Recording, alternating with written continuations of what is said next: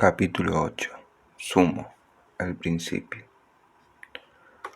Cuando Luca se cruzó en nuestras vidas, todo cuajó perfectamente. Todo, nuestra gana de ser músico con nuestra rebelión dormida. Alejandro Sokol, a la revista Rolling Stone. No había un plan. La excusa seguía siendo tan simple como en los veranos lisérgicos de Italia, cuando Timmy era el invitado de Luca y juntos se exprimían el tiempo cerca del mar. Esta vez se trataba de otro recreo compartido, más alejando de todo el mundo europeo y con el Tano jodón a pura dieta de metadona para no olvidar de dónde había escapado. Los límites de Timmy caminaban por el patio, 2 hijas pequeñas y la panza de Inés con pronóstico de mellizos. Nada de eso alteró la relación entre los amigos. El único problema era la solvencia económica por los magros ingresos que generaba el campo. Luca abandonó rápidamente la idea de convertirse en un productor agropecuario. Estaba más pendiente de los intercambios que surgían en las guitarreadas rociadas con vino tinto en Damajuana y consumos industriales de cannabis. La vida social era escasa y aunque tuvo una novecita en el pueblo, la auténtica agitación la encontraba cada vez que visitaba la pulpería de Nono o los bares de Mina Clavero. En una de las primeras cartas orales que Luca grabó en cassette y envió a Londres, les contaba a Linda y a Stephanie sobre su debut frente al público argentino. Sucedió de manera muy casual. Durante el fin de semana largo por el Día de la Bandera en un bar de Mina Clavero, gracias a la invitación de una banda cordobesa que convenció al extranjero a subirse al escenario. La foto se repitió el domingo 22 de junio. Esa noche interpretó varias canciones acompañado solo por su guitarra, entre ellas versiones de Stand By Me y Twist and Shout, y otra de cosecha propia, Rectes. Rectes era un rip-off de Bob Marley. Luca aclaró la fuente y también detalló la cálida aceptación que recibió de los músicos anfitriones, el público y hasta el sonidista que ofreció asistirlo si volvía a animarse a tocar. El episodio funcionó casi como un empujón para terminar de convencerse y accionar el próximo movimiento que definía el futuro de los próximos 7 años. No tuvo mejor idea que volver a Londres, vender su departamento y, con ese dinero, invertir en equipos e instrumentos, material imprescindible para extender la temporada de ocio y vestir las canciones que empezaban a brotar como señales de recuperación. Regresó a la Argentina con una guitarra Fender acústica, un bajo Hofner, algunos pedales y micrófonos. El cargamento también incluyó una apreciada porta-estudio de 4 canales y una batería electrónica. Inés de Afuncho le envió una carta a su hermano Germán agenciándolo de la banda nueva. El marino aprovechó la primera licencia y viajó a Córdoba, pero antes agotó los ahorros para comprarse su primera guitarra eléctrica. Nunca más volvió a embarcarse. Alejandro Sokol siguió el mismo camino. Durante el verano de 1981 empezó a tomar forma algo parecido a una asociación de ideas. Sokol tenía mucho oído y una facilidad notable para defenderse con cualquier instrumento. Esa determinación lúdica fascinaba a Luca y a Sokol le tocó el bajo. Cuando aparecía, Ricardo Curtet se unía a las zapadas. Incluso llegó a participar de las primeras grabaciones en la Porta Studio que operaba Timmy. Uno de los primeros temas que surgió de esas sesiones serranas es Night and Day, con su pulso maquinal y un clima fantasmagórico. La guitarra poco ortodoxa de Germán terminó de convencer a Luca. Detrás de esos ejercicios de prueba y error había una banda en ciernes. Sin embargo, todavía notaba que faltaba un elemento, más precisamente un aliado que hablara su mismo idioma y tradujera la vibra punk que difícilmente encontraría en tierras criollas. Era momento de ir por Stephanie Nuttall. Luca volvió a insistir.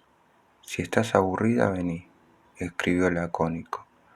El mensaje causó efecto en Stephanie. Ya hacía un año que su banda, Manicure Noise, no existía más. Steph había dejado en Manchester para instalarse en Londres, compartiendo el departamento de Linda, que podía pagar gracias a su trabajo de recaudadora de impuestos en el fisco inglés. Tampoco tenía un proyecto en mente, y sonaba muy tentador que su amigo le ofreciera un pasaje de avión hacia un país desconocido. No lo pensó más y puso proa hacia el sur. Antes de subir el avión compró un redoblante, porque el resto de la batería le esperaría en Buenos Aires, según la promesa de Luca. El viaje fue agotador. Primero una escala en Ámsterdam, luego en el norte de África y finalmente otra parada en San Pablo, antes de arribar al aeropuerto de Ceuta en una mañana soleada de octubre de 1981. El comité de recepción tardó en llegar, así que pasó sus primeras horas argentinas observando la enorme cantidad de soldados que exhibían con total naturalidad sus armas de guerra. De ahí fueron a Hurlingham. Stephanie necesitaba recuperar el sueño luego de un baño de anfetamina, la vieja receta pan contra la ansiedad y los vuelos interminables. Cuando Steph logró reaccionar, enfriaron a los negocios de la calle Talcahuano. Faltaba la batería. Con una amplia variedad de instrumentos importados disponibles, Stephanie eligió una batería Colombo de fabricación nacional. Le gustó el sonido. Para ella, la marca era un mero accesorio. La banda, que aún no tenía nombre, empezó a ensayar y a escupir canciones de desahogo como Warm Mist, que era la historia trágica de Claudia contada por su hermano. También estaba Pinny Reggae, la favorita de Steph, o la primera versión de Divided by Joy.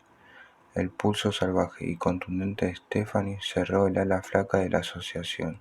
Ahora esos temas tenían un grado de frescura que la máquina de ritmo no podía empatar. Por encima de cualquier evaluación, los temas no se parecían a nada conocido que sonara en el mapa del rock argentino.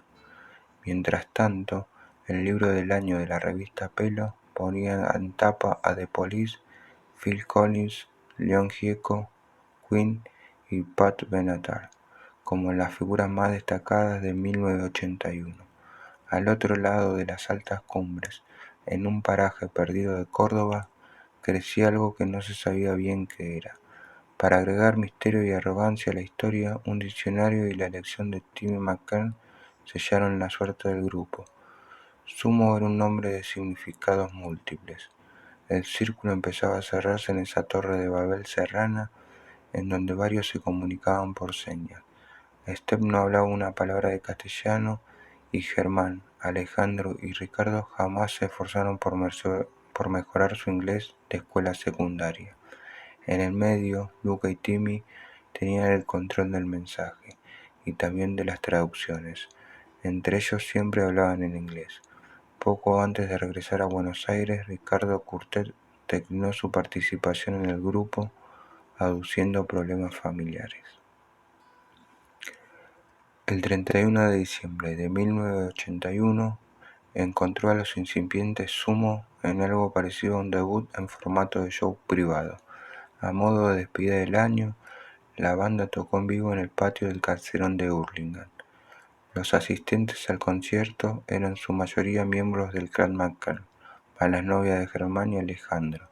El sonido alteró el barrio, pero la sorpresa superó la tolerancia de las familias inglesas del lugar cuando por los parlantes sonó, antes del show y a un volumen demencial, The Torture Never Stopped de Frank Zappa.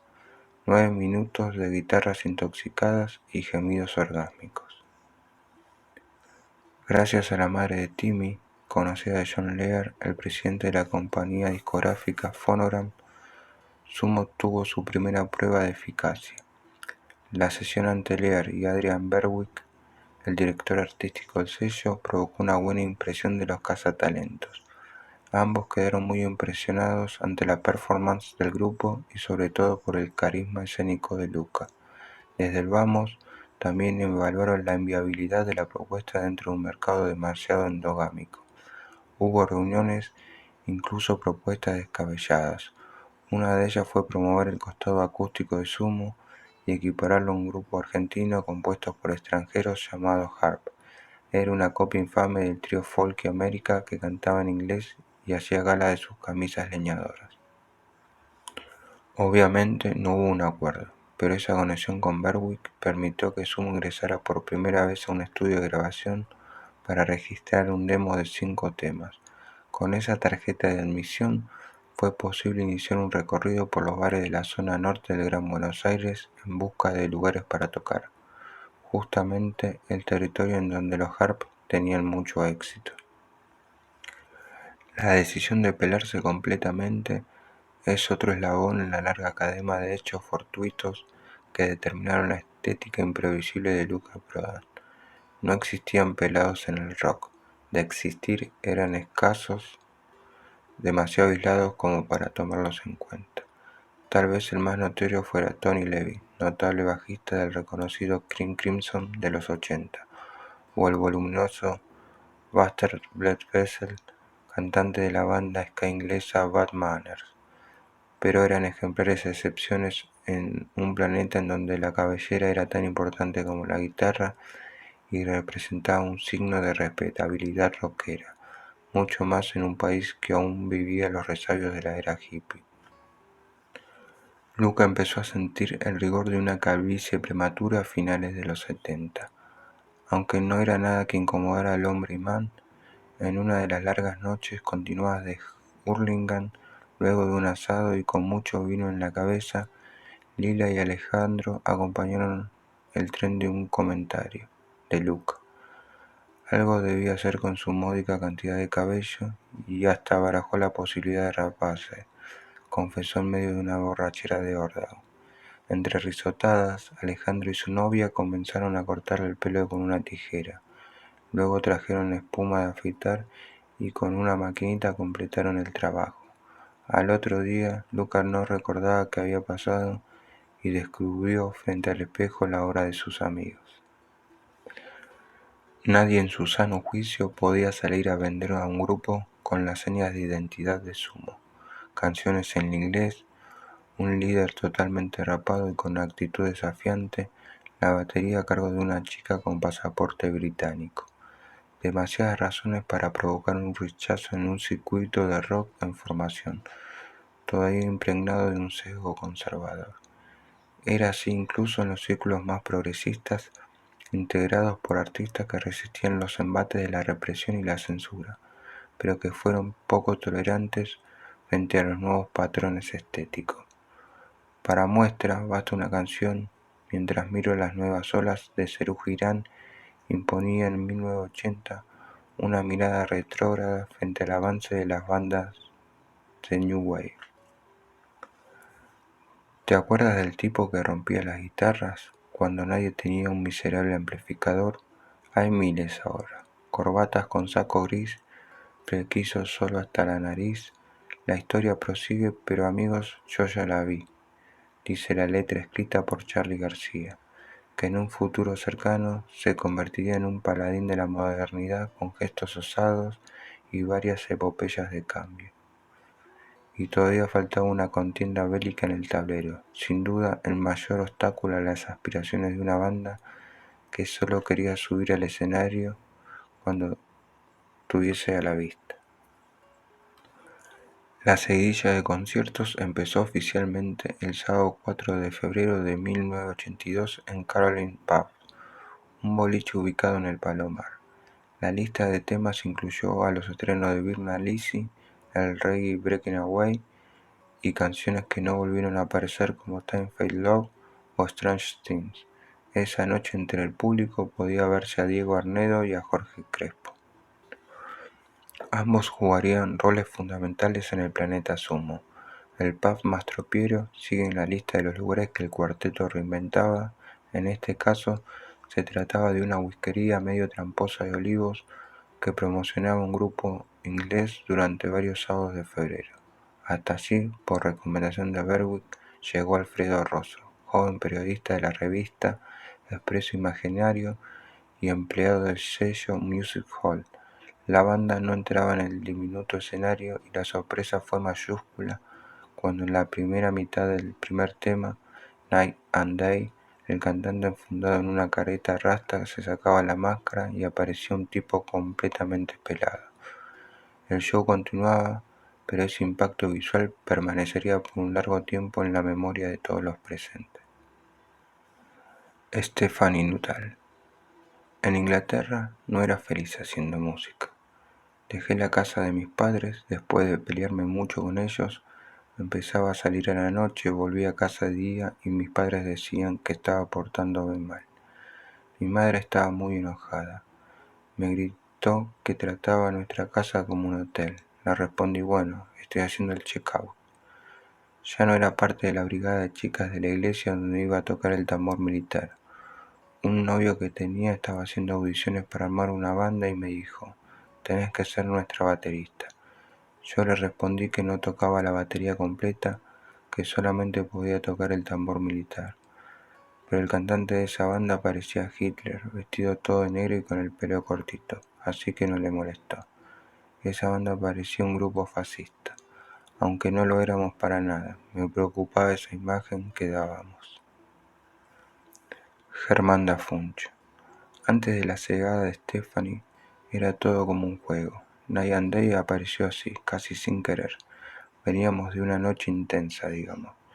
Yo había comprado un xilofón porque ya estaba la decisión de tener una banda y estábamos esperando resolver lo del baterista para empezar más seriamente. Nos pasamos toda la noche grabando y delirando en la casa de Timmy. A la mañana siguiente me levanté rumbo al baño y me encontré a Luca. Estaba escuchando la grabación de lo que habíamos hecho. Tenía puesto su sombrero. No me olvido más de esa imagen. Se sacó los auriculares y dijo, «Hey, Germán, esto es bueno». Él mismo estaba sorprendido. Stephanie Nuttall. Cuando volví a ver a Luca en Kentish Town, me preguntó si quería ser la baterista de su banda. Me dijo, «Stephanie, acá no estás contenta. No te gusta lo que estás haciendo». Él conocía mi situación y me dio esa oportunidad. Le respondí que me encantaría. Yo era chica y no tenía mucho para perder. Cuando acepté, me dijo que debía contárselo a mis padres. Van a estar contentos, me dijo. Le contesté, no van a estar para nada contentos. Hablé con ellos y ahí se desencadenó una pelea grande con mi familia. Dejamos de hablarnos, mis padres me advertían, no vayas allá. Es un país que está gobernado por la derecha, hay militares y balas. Mis padres leían los medios de comunicación ingleses, los tabloides, que claramente pueden influenciar tus ideas acerca de un país cuando no siempre dicen la verdad. Yo era joven y no me parecía un problema irme. Peleaba con mi conciencia porque sabía que mis padres no querían que me fuera. Tenía 18, 19 años y sabía que hay oportunidades que son únicas y no quería dejarla pasar.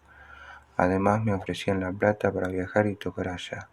Compré mi propio redoblante. Viajé a Manchester para visitar a mis padres brevemente antes de viajar. Ellos seguían enojados. Mi padre me decía que pronto iba a haber enormes dificultades en la Argentina y tenía razón. Sin embargo, sigo pensando que si te pasas la vida envuelto en una bolita de algodón, nunca vas a ser nadie. A veces necesitas un salto al vacío y eso es exactamente lo que hice. Timmy McCann. Estuvo en Londres unos 10 meses antes de volverse a Córdoba. Se curó de la heroína después de ese viaje. Stephanie Nuttall. En Londres me sentí una extranjera. Trabajaba en Richmond, que está al otro lado del puente. En una época, Luca estaba tan obsesionado con la heroína que me llamó al trabajo para preguntarme si ya me habían pagado porque necesitaba más plata. Al tiempo, los dueños del lugar decidieron vender la propiedad y empezó a enfermarse. Creo recordar que a partir de eso se fue a Italia varias veces. No me acuerdo bien si la propiedad está en venta porque él ya había decidido mudarse a la Argentina. Probablemente haya sido así. Después de eso me mudé a una casa con Linda a Kentish Town, en el otro lado de Londres. Cuando Luca volvió de su primer viaje a la Argentina, se lo veía mucho mejor de salud. Germán Dafuncho. Un día recibo otra carta de mi hermana en la que me contaba que Luca había vuelto y que había traído una máquina para grabar y no sé qué más. Inmediatamente pedí un permiso para bajarme de la marina mercante, dije que tenía no sé qué y no volví nunca más. Dejé de trabajar ahí y con la guita que me quedaba me compré una guitarra eléctrica. Lila Riquelme.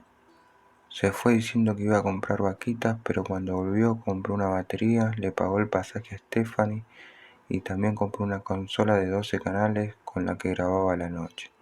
Cuando llegó Stephanie se mudaron de nuevo y Ale se fue con ellos para Córdoba. Ya venían ensayando un poco en Hurlingham. Germán da Funcho. Cuando Alejandro vino a Córdoba a tocar conmigo me dijo, bueno, yo toco el bajo. A lo que le respondí, yo toco el bajo. Y él, no, yo toco el bajo. Bueno, pum. Yo tampoco era guitarrista, por lo menos no era un guitarrista profesional para una banda de rock. Pero como esta banda nunca estuvo enfocada en eso, no hubo problema. Por eso digo que fue todo tan extraño. Yo estaba enfocado en descargar, porque en mi caso funcionaba como una terapia. Cuando era marino no quería pertenecer más a la especie humana. Quería vivir arriba de un barco, recorrer el mundo y no pertenecer más a nada. Venía a hacer el servicio militar, de haber conocido a los milicos del proceso. A los 19 años estás podrido de todo eso y asqueado del mundo. Nosotros estábamos locos. No teníamos la ambición de hacer un grupo de rock que iba a revolucionar la Argentina o cualquiera de todos los títulos que hoy tiene Sumo. Éramos unos pibes que estábamos perdidos en el mundo, como todos los pibes perdidos del mundo que hay. Con un tipo que estaba tratando de no morirse, se creó una especie de química que se sumó al espíritu de lucha que traíamos todos. Ricardo Curtet. En Nono, Luca tenía una novia, Sonia, que está en la película de Espina. El tipo estaba solo y nosotros siempre pensamos, bueno, vamos a presentarle a alguien. Porque Luca decía, che loco, hace 3 meses que estoy acá, la verdad es que estoy podrido, me quiero comer las piedras. Bueno, mirá, te vamos a traer una mina. Pero la verdad es que no había mucho. La vida social en Nono era muy limitada. Uno iba ahí, se fumaba un faso y la gente decía, ¿qué es eso? Yo respondía, es un tabaco importado. Los tipos no entendían nada. Iban con la guitarra a las peñas y todos me respetaban y me llevaban para todos lados acompañando a los cantores de tango y folclore. El rock no se entendía. De hecho, fui el primero en tener una guitarra eléctrica en Mina Clavero. La gente me decía, ¿qué es ese ruido? No, es el amplificador, estoy afinando. A la mierda, me decían, es una locura, se escucha a 4 kilómetros. Lila Riquelme. Lucas ya tenía el bajo Hofner que trajo en su primer viaje. Ale era un tipo muy abierto a todo, podía tocar cualquier instrumento, tenía un gran oído musical. Esa era la conexión musical entre ellos. Hay temas como por ejemplo el Lament que hicieron juntos, el coro que se escucha detrás de la voz de Lucas lo hace Ale. Se divertían mucho juntos, se reían todo el tiempo. Ricardo Curte. Córdoba era un aburrimiento tremendo. Cuando nacieron las mellizas de Timmy, el loco andaba corriendo de acá para allá con los niños, iba y venía al pueblo. La madre de Timmy les había llevado un coche y Luca hizo los primeros viajes a Buenos Aires en ese auto. Germán da Funcho. Para Luca, Stephanie era una buena combinación, baterista y mujer, porque seguramente tuvieron sus encuentros de soledad. Stephanie también era un personaje, bajó del avión y estuvo 2 días seguidos durmiendo. Después nos enteramos de que en esa época todos los punk tomaban muchas anfetaminas. La música punk es anfetamina. Claro, con el bajón de la anfetamina quedas hecho mierda y no te podés mover. Estuvo durmiendo durante días enteros y se fue. Al principio Luca no hablaba mucho en castellano, pero algo le entendías, más que nada por la similitud con el italiano. Pero Stephanie no hablaba nada de nada, y eso era muy loco. Nuestra comunicación era todo gestos. Una de las cosas que tenía Stephanie era que se ponía colorada y en cierto momento la veías insultando mientras tocaba la batería. Se ponía toda roja, puteando y a veces lloraba.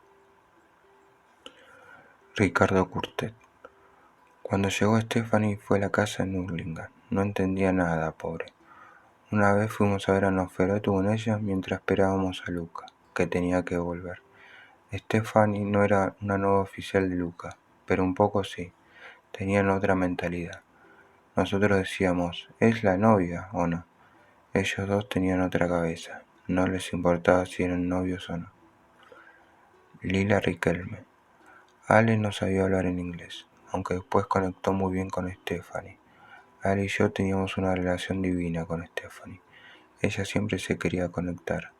Hablaba en castellano como podía y se reía de eso. Luca era igual. Ricardo Curtet. Stephanie daba unos tragos de vodka que metía miedo. A veces dejaba de tocar la batería, iba a tomarse un trago y seguía tocando. Germán Funcho. Un día alguien me tradujo lo que le pasaba y cómo lo explicaba ella.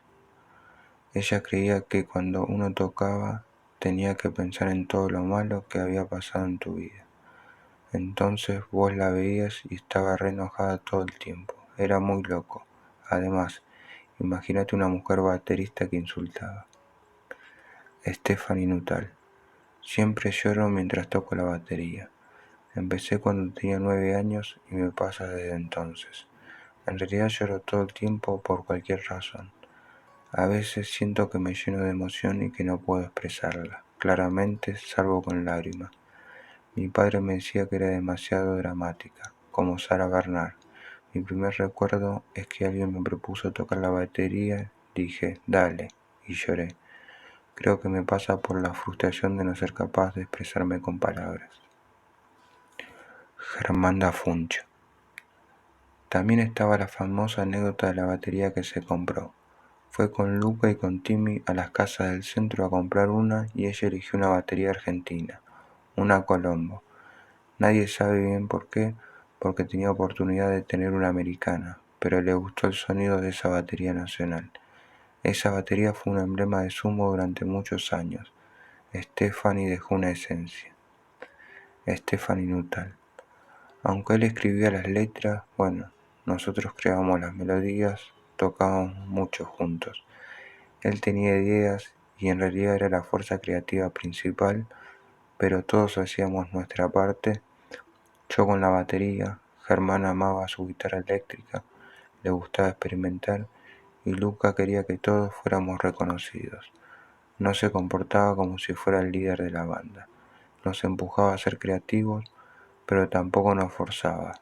No te hacía sentir insignificante. Era de trato fácil y pensaba cómo extraer lo mejor de la gente. Le interesaba mucho lo que les pasaba a los demás. Ricardo Curtet. Luca tenía todo en su cabeza.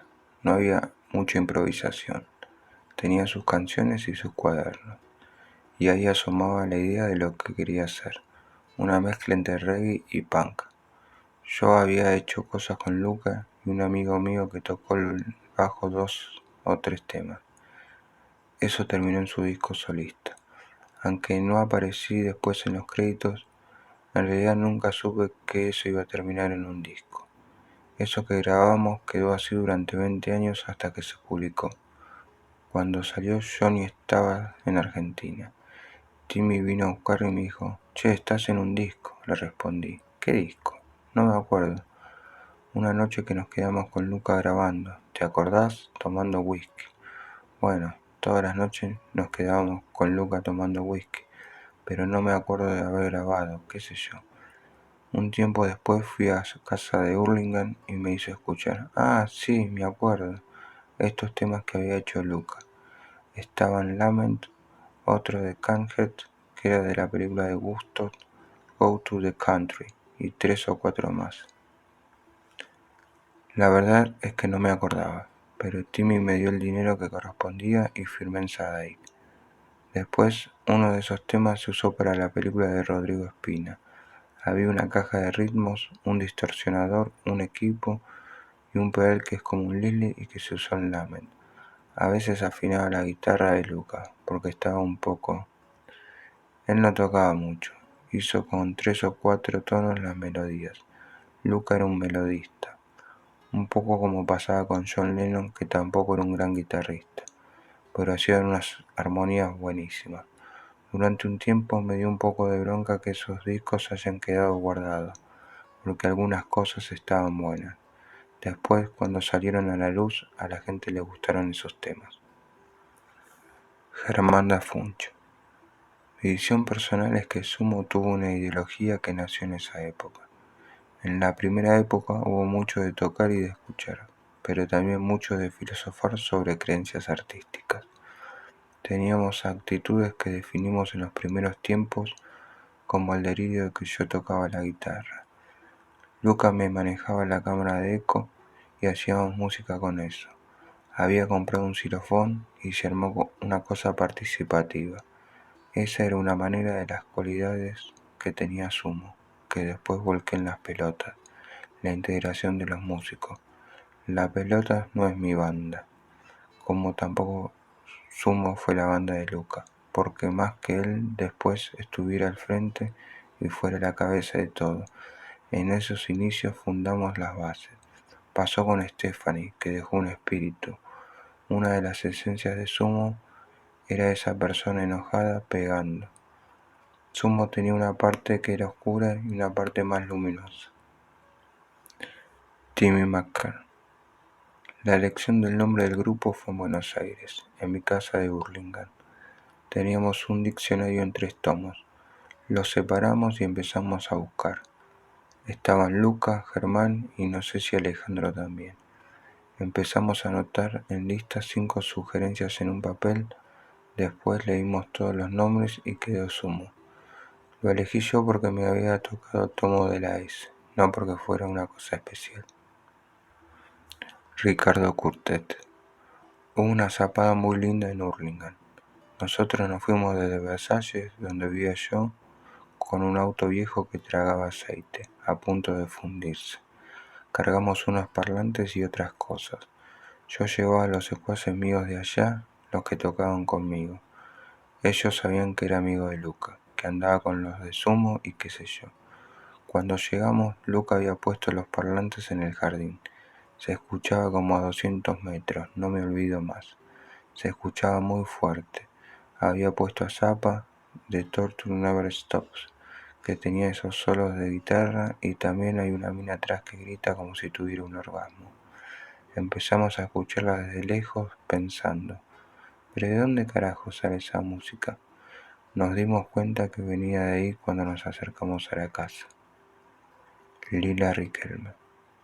La primera presentación de Sumo fue bastante extraña porque el público éramos las novias, la mamá de Timmy, la hermana, el propio Timmy, Inés, Enrique y Nacho da Funch, que también era chiquito, y nadie más. Ese era el público. Armaron todo ahí en el parque afuera.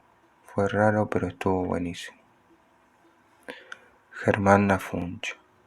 En el jardín de Timmy, el público eran 20 personas, de las cuales 15 eran familiares. Yo igual me sentía que estaba tocando en el Madison Square Garden. Era una experiencia totalmente novedosa. Cuando le dije a mi padre que iba a ser músico, se largó a llorar. No tenía consuelo. Ricardo Curtet. Otra vez fue a verlos el capo de CBS, la discográfica. Era un ensayo. Me acuerdo que Germán estaba muy nervioso. Al final el tipo quería que hicieran folk. El hombre era amigo de la mamá de Timmy y era jefe en Phonogram. Germán da Funch. Había una amiga de la mamá de Timmy que no sé si era la madre de un capo de Phonogram. Adrián Berwick se llamaba. Alfredo Rosso. Berwick trabajaba en Phonogram, que ahora es Universal. Primero fue Phonogram, después Polygram y finalmente se llamó Universal. Yo estaba a cargo del Departamento Internacional de Music Hall a finales de 1981, que es cuando empieza otra historia. Teníamos el sello Sire. Yo estaba editando a los Talking Heads, a los Pretenders y a los Ramones por primera vez en Argentina. Como los dos teníamos el mismo trabajo, lo que hacíamos con Berwick era pasarnos los discos que editábamos.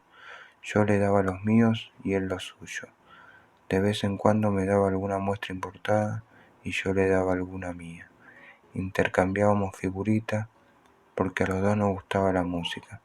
Paralelamente, en esa época yo estaba entrando en Radio Rivadavia, también la FM, y le pedía material a la gente de las grabadoras, incluyendo a Berwick, era algo muy común.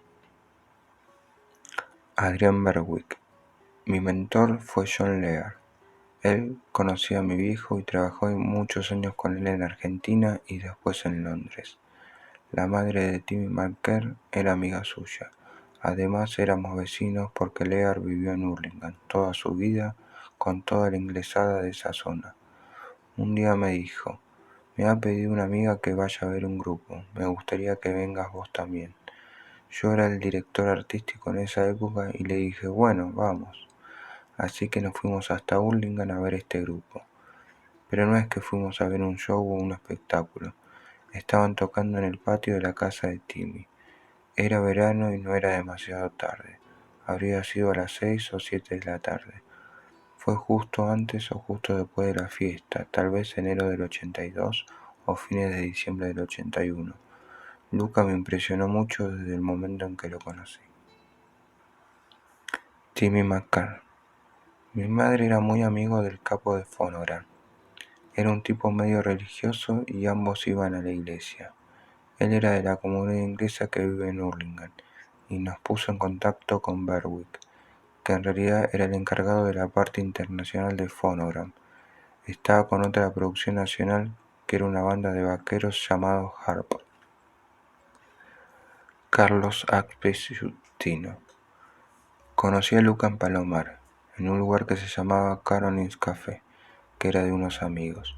Yo vivía en Ciudad Jardín y con otros amigos organizábamos fiestas, ese tipo de cosas de jovencitos. Un día apareció alguien de Hurlingham diciendo, hay un grupo con una chica que toca la batería. Esa era la atracción principal. Mucho tiempo después supe que fue el primer recital de Sumo.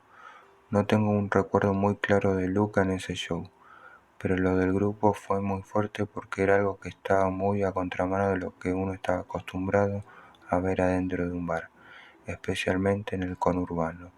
Eran lugares a los que iban tipos con una guitarrita a tocar una bossa nova a dúos de flauta transversa.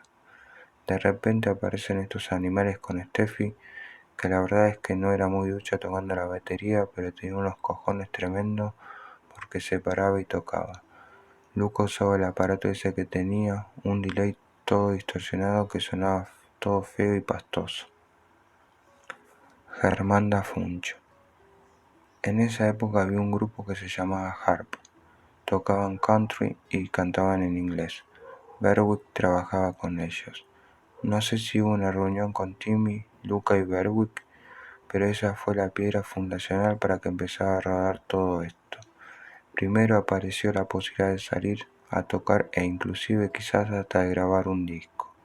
Como grupo no éramos nada, era todo por Luca, porque el tipo cantaba en inglés y Berwick había visto que había un mini mercado en la zona de Martínez, Olivos y San Isidro.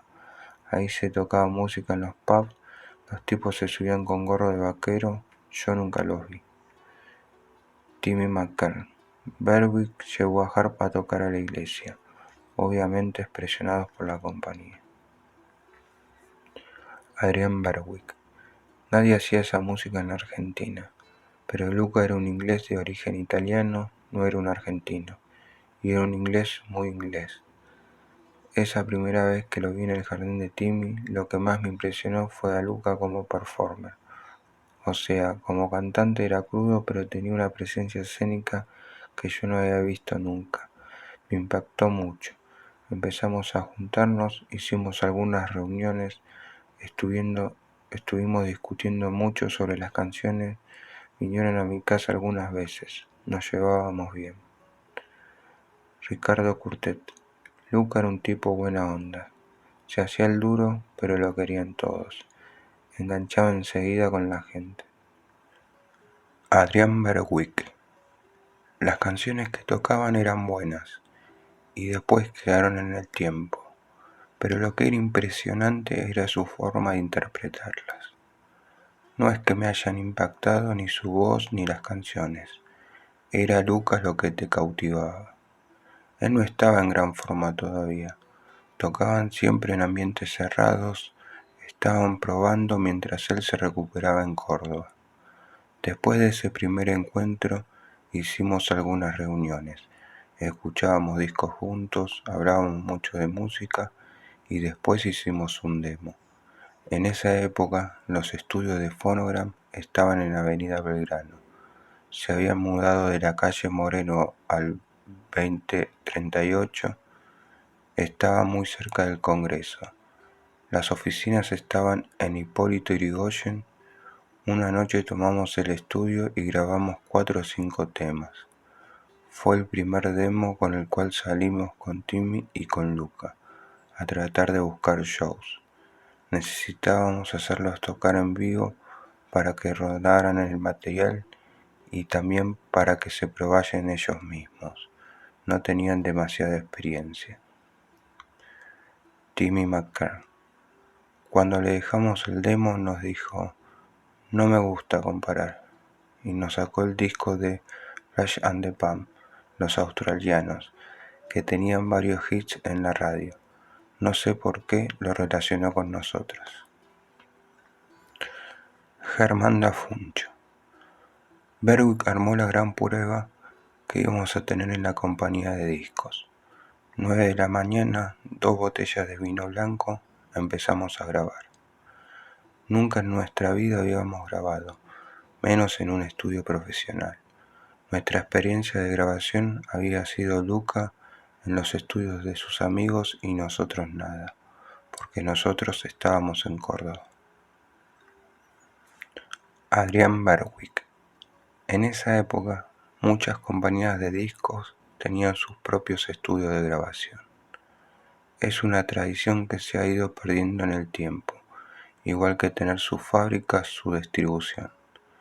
Llegó un punto en el que la cosa se sofisticó mucho y los artistas pretendían otra tecnología o preferían grabar parte del disco en otro estudio. Tener uno propio era muy cómodo. Lo usamos para todos los artistas de folclore, obviamente para los artistas de pop argentino.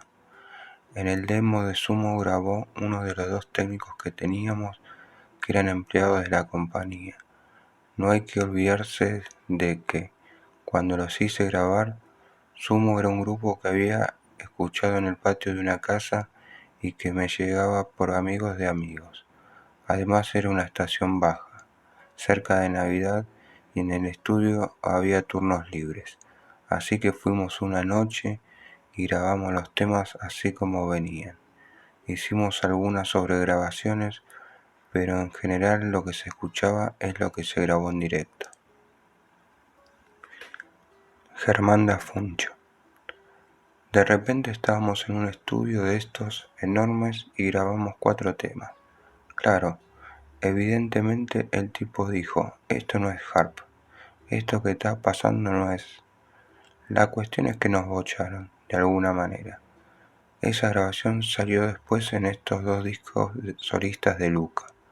Ahí están los demos de Reckless, Warm Mist, etc. Alfredo Rosso. Un día fui a visitarlo a Berwick y me dijo: mirá, estoy un poco frustrado. Tengo una banda que me gusta mucho, les hice una prueba en el estudio de Phonogram, pero acá no los quieren editar porque cantan en inglés. Me gustaría darte una copia para ver qué opinas. Entonces me dio la copia en cassette de la primera cosa que grabó Sumo profesionalmente. Ese cassette tenía temas como Breaking Away, Night and Day, Telephone Rick en Empty Rooms, Da Funcho en guitarra, Socolo en bajo, Stephanie Nuttall en la batería y Luca cantando, tocando esa máquina de ritmos que tocaba él y la guitarra acústica. Bueno, ese cassette me dio vuelta. Adrián me había dicho: si te gustan anda a verlos a un boliche de Olivos que se llama Mastropiero. Se ve que me gustaron mucho porque fui a verlos ese mismo día. Marcelo Gassio. Había un compañero de trabajo nuestro en el Expreso Imaginario que era el que vendía publicidad. Salía por los negocios, los comercios para atraer gente para la revista. Era medio charlatán como todo buen vendedor. Un día nos dijo que en la zona de Hurlingham y el Palomar había un inglés que había vivido la época Pan de Inglaterra y que hacía New Wave. Nos contó que había formado un grupo. En ese momento estaba lleno de grupos.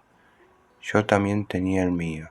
Y viste cómo es, te dicen, no, hay un grupo buenísimo y vos pensás, hay un montón de grupos buenísimos. Además me lo decía este tipo que era medio charlatán. Me tiró la onda 1 o 2 veces hasta que también lo convenció de ir a Alfredo Rosso. Fuimos a ver de qué se trataba. Adrián Berwick. Nos recorrimos toda la zona norte porque yo era de ahí y los conocía a todos. Entonces llevé el demo a varios locales que había por la avenida Libertador y nos tomaron en uno que estaba en Olivos, en la calle Corrientes, que se llamaba Mastropiero. Timmy McCann. Teníamos la idea de que la compañía de discos iba a habilitarnos todo, sobre todo dónde tocar. Entonces a Berwick le hinchamos mucho con eso. Estamos ahora en Buenos Aires. ¿Dónde tocamos? Salimos un par de noches con él en el auto para buscar lugares. Era como ir con cualquiera a dar una vuelta y en esa época no había mucho, hasta que encontramos ese pub en Olivos. Ricardo Curtet. Con el primer sumo, el de Luca, Germán, Sokol y Stephanie, toqué en un par de lugares en Córdoba. Luca me propuso ser parte de la banda, pero después ellos se fueron a tocar a Buenos Aires y yo me quedé en Córdoba un tiempo más. Germán Dafuncho. Cuando hicimos esa prueba, nos quedamos sin nada. Sumo era un grupo que cantaba en inglés, que además hacía una música rara que no tenía nada que ver con lo que pasaba. Era una situación difícil de vender, pero habíamos decidido que íbamos a vivir de la música y salíamos a buscar lugares para tocar con Timmy y su Renault. Llevamos el cassette a bares de Olivos, San Isidro, Hurlingham. Adrián Berwick. Mastropiero era un boliche para parejitas. Todavía recuerdo el impacto que sentí en ese primer show. Luca ya estaba pelado. Hay que tener en cuenta que ahora está lleno de pelados, pero en esa época era algo rarísimo. Timmy McCann. Tocamos donde nos aceptaban. Los padres de Germán tenían una estanciera grande, cargábamos todo ahí arriba e íbamos a los shows así. No alquilábamos nada, pero teníamos unos baffles que habíamos comprado, teníamos 0 costo. Lila Riquelme. La primera vez que vi a Luca pelado fue en un asado. Mucho vino, muchísimo. En esa época yo no tomaba nada de alcohol, pero Luca se agarraba unos pedos bárbaros. En un momento, ya la noche, quedamos los tres, Ale, él y yo. Estábamos en la cocina de Timmy. Luca se miraba en el vidrio de una de las ventanas y decía, yo no sé, la verdad es que quiero cambiar, me gustaría pelarme. Con Ale nos miramos y pensamos, esta es la nuestra. Lo sentamos y le dijimos, bueno, nosotros te pelamos. ¿En serio? Sí.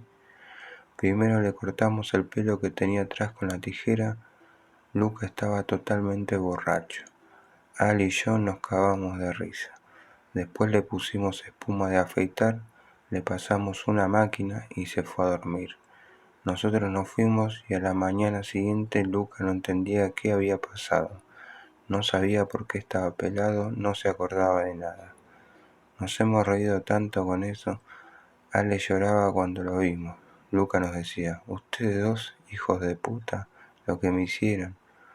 ¿Vos no dijiste que querías? Llorábamos todos de risa. Adrián Berwick. Además, Luca tenía esa cara redonda, con facciones muy expresivas. El resto del grupo le daba mucho espacio y lo único que veías era Luca, en realidad. Germán tocaba de espaldas. Alfredo Rosso. Mastropiero era un bar de trampa. Fue muy raro ver a Sumo en un lugar tan poco afín. Tenía paredes de maderas y en la mesa había un recubrimiento de mosaico. La barra era muy pesada, como acolchada, y había un símil vitrón en los vidrios de las ventanas y de las puertas. Era un bar para tipos que iban con la secretaria. Te servían whisky en un vaso gordo, típico de principios de los años 80. En ese lugar uno esperaba que tocaran hits o incluso karaoke. De repente aparecieron esos tipos que no tenían nada que ver y estaba bastante lleno. Había un buen ambiente. Germán da Funcho. Conocimos a Alfredo Rosso en Mastropiero. Antes habíamos tocado en Caroline's Bar en el Palomar. Ese fue el primer show de Sumo, después vinieron los Mastropiero. Marcelo Gació. En aquel momento te decían que venía un punk de Inglaterra y vos te imaginabas a un pibe de pelo largo. Estaban muy de moda los pubs, esos boliches donde ibas a tomar algo, la clase de lugar donde podías ver al Negro Rada, al Fontova Trío, incluso a Soda Stereo, a Los Redondos cuando arrancaron. Te sentabas, comías algo y veías al grupo. De pronto aparece un tipo pelado cuando nadie era pelado, con una gracia que era una rareza. Los que tenían poco pelo se ponían un peluquín o se dejaban la bocha. Pero Luca estaba totalmente pelado, haciendo rock vestido con un jogging y una remera. Pensabas, ¿esto es un rockero? Alfredo Rosso. Verlos en vivo me dio vuelta. Nadie hacía esa música acá. Estamos hablando de febrero del 82. Era una música oscura y la imagen de estos cuatro tipos, sobre todo la imagen de Luca, en ese escenario chiquitito que tenía Mastropiero, era tremenda. Apareció con una careta, rasta y empezaron a tocar Night and Day. Al final del tema, Luca se sacó la careta y apareció ese pelado tan raro. Hoy eso no le llamaría la atención a nadie porque hay mucho músico pelado. En ese momento no había ninguno, ni siquiera afuera. Marcelo Gació. Empezaron a cantar en inglés, algo que también era raro. Luca chapuceaba algo de castellano, se hacía entender.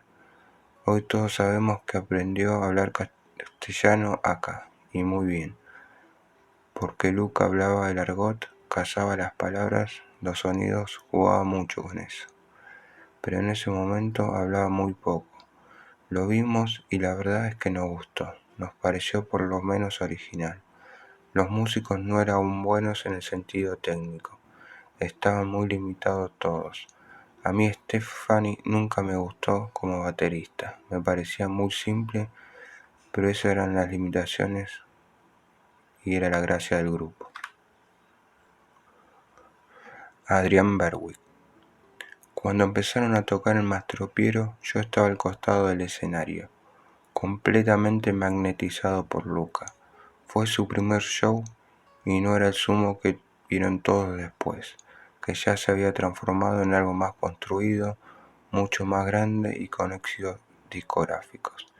Ese día volví a sentir un efecto parecido al que sentí cuando lo vi en el patio de la casa de Timmy, con luz de día, pero aumentado por el volumen, las luces.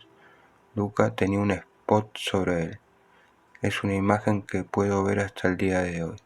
Trabajé con cientos de artistas en mis 35 años de carrera, en varios países también. Luca tenía una determinación única, pocas veces vista. No sé si fue así porque vio una gran oportunidad con lo que él tenía para proponer en Argentina en ese momento. Leí un par de notas en las que decía que todo le parecía un poco atrasado, porque el movimiento punk de fines de los años 70 no había pasado por la Argentina. Él tenía unos años más que yo, pero te aseguro que lo que más recuerdo de él, aparte del talento y todas sus aptitudes, fue su gran determinación.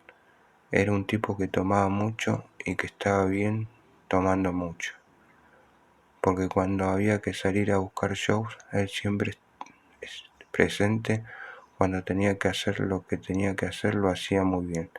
Tuve una carrera corta que honestamente no seguí de cerca, porque mis viajes en esa época en Argentina eran muy fugaces. Pero recuerdo que en esas primeras épocas Lucas ya tenía un proyecto en su cabeza, el proyecto musical Sumo, y que comunicaba muy bien eso que quería transmitir. Marcelo Gassio. El público que iba a los pubs era medio concheto, de clase media, el mismo público que podría haber ido a ver a Pedro y Pablo. Por eso nos sorprendió tanto la música que hacían. Los primeros temas de Sumo eran muy diferentes a todo. Hacía una versión de 5 Years de Bowie, después un tema de Lou Reed, cantaban en inglés. El cantante era pelado, la baterista era mujer. Todo muy raro. Alfredo Rosso. Cuando terminé el show, alguien me marcó que el manager era Timmy McCann y empecé a hablarle en inglés. A los 2 minutos me dijo, pero yo soy de acá. Entonces me presentó a Luca, entramos a charlar y me di cuenta de que teníamos mucho en común, porque a él le gustaba la misma música que a mí. En ese momento yo escuchaba Joy Division, XTC, todos los grupos pioneros de la movida New Wave. Había escrito una nota sobre punk que ya tenía casi 4 años. Había leído bastante del tema. Me había comprado discos de Magazine, Ian Dury, Elvis Costello. Había viajado el año anterior a Inglaterra y había visto algo de esa movida. Esa primera noche me hice amigo de Luca y me presenté con Stephanie y quedamos en volver a vernos. Creo recordar que nos fuimos todos juntos porque ellos venían a pie o en una camioneta, pero quedó una relación. Adrián Berwick. Me fui a vivir a Brasil en el 83, mucho antes de la gran explosión de Sumo. El gran arquitecto del éxito de Sumo fue Timmy McCann. Lo que diga es ley. Fue el amigo más fraterno que tuvo Luca, y eso que Luca era una persona bastante complicada. Era un grande, pero también era loco. Tenía una vena artística excéntrica. No tuve dudas sobre su talento desde el primer momento en que lo conocí. No me lo impuso nadie. Yo decidí hacer el demo, decidí salir con ellos a buscar trabajo, lo vi en mi casa, lo vi en la oficina, escuchábamos discos juntos, tratábamos de conocernos musicalmente. Porque Luca disparaba en todas las direcciones en esa época y la elección de las canciones fue hecha por Luca, pero fue también pensado en lo que podría gustar más. Alfredo Rosso. Yo estaba suscripto desde hace un año a New Musical Express.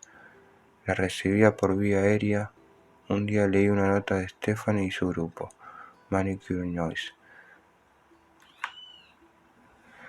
que se llamaba Stephanie and Per Rat, porque ella era cobradora de impuestos e iba con su jaulita y un coballito que tenía.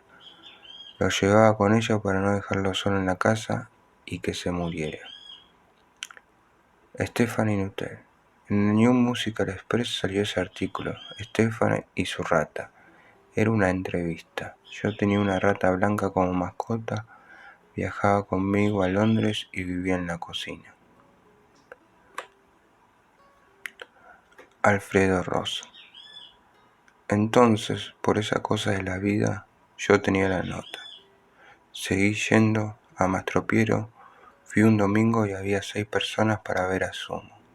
Fui otro sábado donde había un poco más de gente. Lo vi por lo menos 3 veces en Mastropiero. Un día le llevé el artículo a Stephanie y se murió. Habrá pensado, ¿cómo este tipo va a tener un artículo sobre un grupo mío? A ella no la conocían ni en Inglaterra. ¿Cómo iban a conocerla acá? Nos hicimos muy amigos, porque a la tipa le llamó la atención que un periodista argentino tuviera una nota de su grupo. Desde entonces la vi varias veces y me contó más detalles de la época. Para ser sinceros, ninguno de estos grupos trascendió. Ludus es el más famoso, entre comillas. Manicure Noise grabó 2 singles y desapareció. Pero era una escena muy excitante, la de Manchester en esa época. Hay bandas que obviamente trascendieron, como New Order, Magazine, los propios Joy Division, los Bascot. El grupo de Stefani grabó solamente simples. Hace pocos años salió un CD con demos y simples. Ricardo Curtet. Rosso fue a verlo a Mastropiero.